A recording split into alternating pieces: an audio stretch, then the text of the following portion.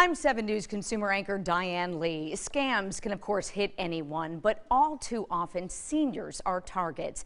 In South Carolina alone, there were 3,700 cases of elder fraud in 2019, with a loss of $67 million. And tonight in this 7 News consumer exclusive, an urgent scam warning, plus how banks can now play a key role in preventing financial fraud.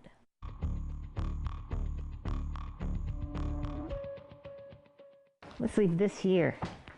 Polly Failer in Seneca is the type of woman to pay off her credit cards every month and even make extra payments on her mortgage. Thought I was pretty smart when it came to not being foolish, and I didn't just fall. I went down to hell with this. It all started back in April when Failer was on public Wi-Fi and got an alarming pop-up on her computer that said computer compromised with a phone number below. Failer now understands the hackers claiming to be with Microsoft gained remote access to her computer under the guise of fixing the issue for a few $100s.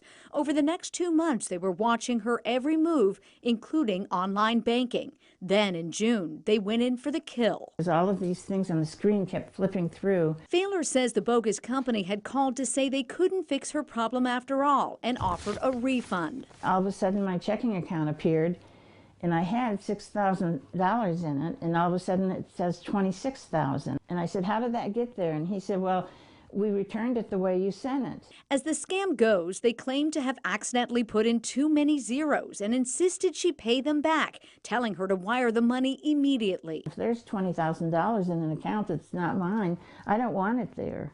Her bank helped her wire that money, despite red flags like the destination, Vietnam. It's because of stories like Failer's that this past year, South Carolina lawmakers passed the Protection of Vulnerable Adults from Financial Exploitation Act. It allows banks to halt transactions that seem suspicious so they can be investigated. You would hope that any institution would utilize this law to stop a transaction that looks that strange.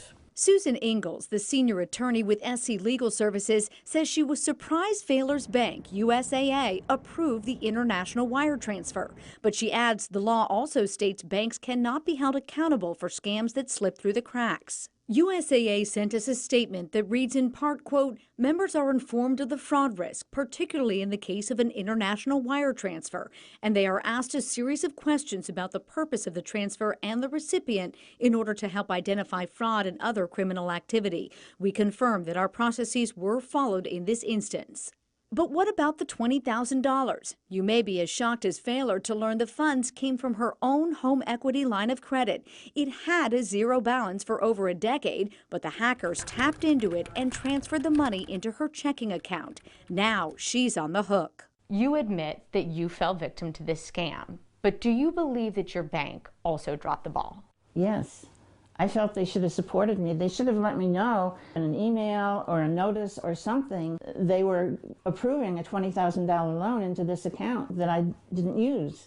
And I think this is a perfect example with an account that maybe has been dormant for a long time, and all of a sudden this big amount of money should come out of this dormant account. Wait a minute, just go ahead and put a hold on the transaction because that's strange.